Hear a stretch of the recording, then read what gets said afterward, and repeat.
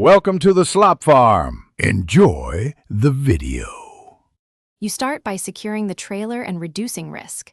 Chock the wheel opposite the flat, set the parking brake, and disconnect any load.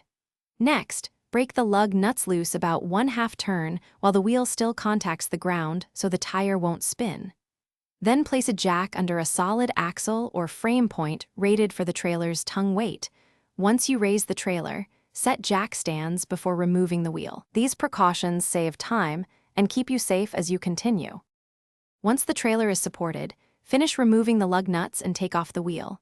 Inspect the hub, bearings, and seal for wear or grease leaks because hidden damage causes repeat failures.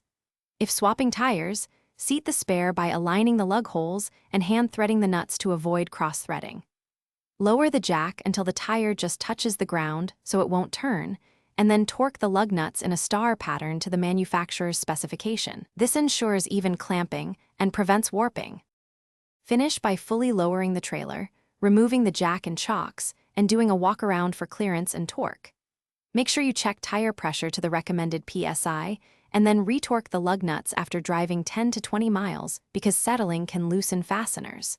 If you notice wobble, unusual noise, or heat at the hub, stop and recheck lug torque, bearing adjustment, and the hub flange for cracks.